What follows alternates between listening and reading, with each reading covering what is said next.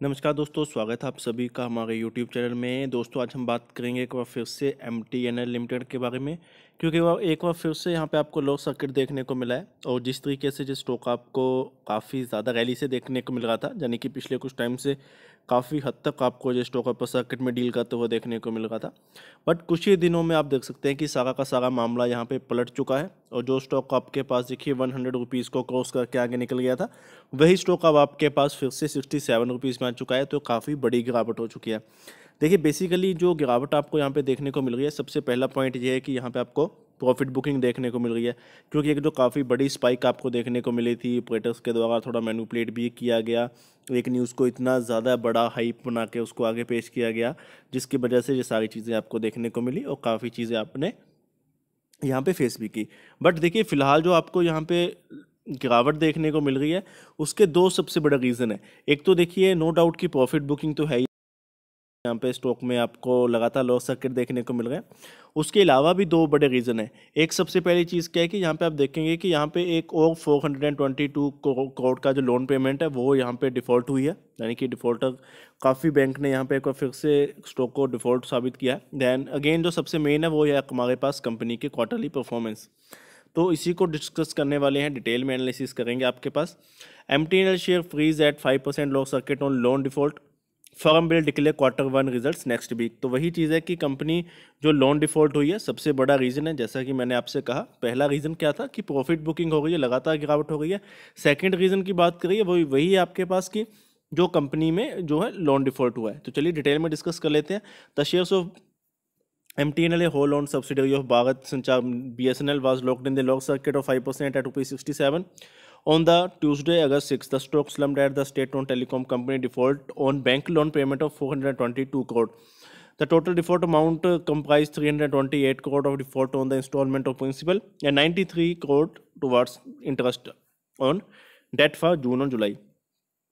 Total आपके पास 328 करोड़ का जो लोन अमाउंट है, साथ में आपके पास 93.3 करोड़ का इंटरेस्ट रेट है।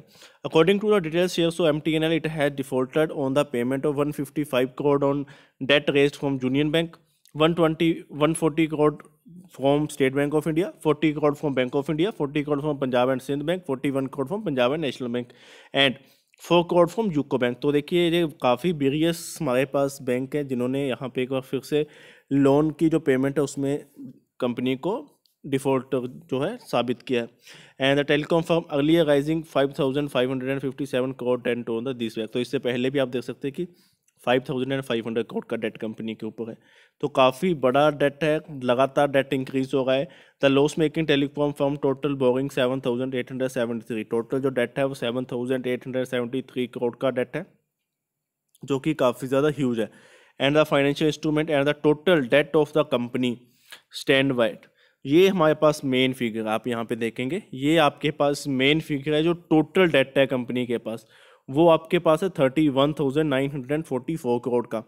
MTNL has sought 1,151 crore from the government for payment of interest rising out of the sovereign guarantee bond in the current fiscal said the PTI। उसमें से आपके पास जितना कंपनी ने सेटल किया है वो 1,151 करोड़ है, लेकिन अभी भी काफ़ी ज़्यादा ह्यूज यहाँ पे आपको जो है देखने को मिल रहा है। ओवरऑल देखिए इस चीज़ का काफ़ी बड़ा इम्पैक्ट देखने को मिलेगा।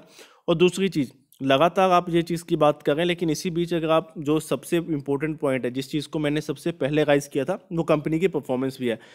केवल ऐसा नहीं है कि कंपनी के ऊपर कर्जा ज़्यादा है इसलिए एक स्टॉक गिरावट में है, बट अगर आप दूसरी तरफ जो कंपनी का एक जो सेकंड फेस है, अगर आप वो चीज़ भी देखेंगे तो वहाँ पे भी कंपनी आपको गिरावट में देखने को मिलेगी, क्योंकि कंपनी का लास्ट क्वार्टर में अगर आप लॉस की बात करें तो 817 करोड़ का कंपनी ने लॉस शो किया था। आप देखिए कंपनी का जो कर्जा है वो अलग चीज़ है कि वो लगातार इंक्रीज हो रहा है, बट दूसरी तरफ जो कंपनी घाटे में जा रही है, लगातार जो कंपनी का लॉस हो रहा है हर क्वार्टर में, वो अलग चीज़ है।